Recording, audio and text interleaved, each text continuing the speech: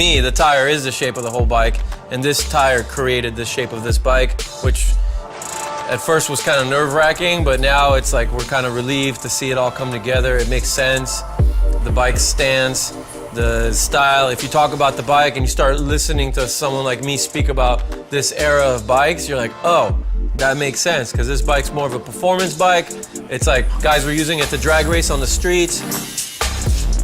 Snappy throttles, magnetos, no battery, big cams. We got the works. And of course, with all that, where's the power go? Right into the back tire. So that's the tire. It's gonna be very sticky, very round. Like I said, suspension comes from the front. We won't get too much bouncing out of the tire because it's a rigid tire. It's fairly rigid, very low profile.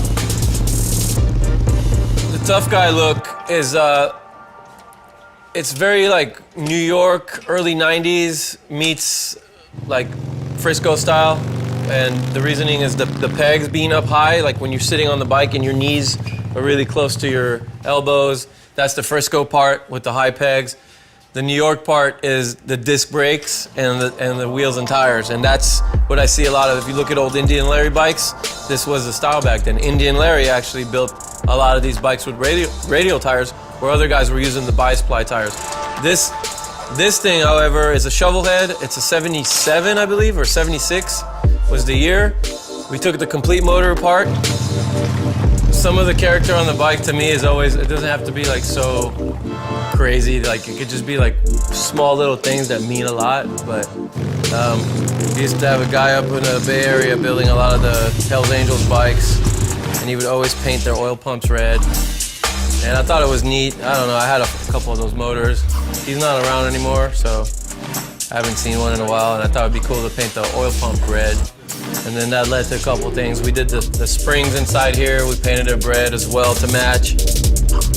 But it's nice. This is part of the mechanics of the bike. It's like having a bike, you earn riding this thing. By the time you're kick-starting it, shifting it, your clutch is by your foot, and all this work, it's like, that's what pays off at the end, is having something like this. That's part of it.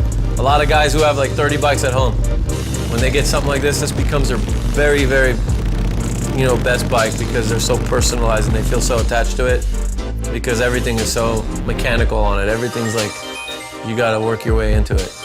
You can't just like let someone, take the keys to this thing. It's not that kind of bike.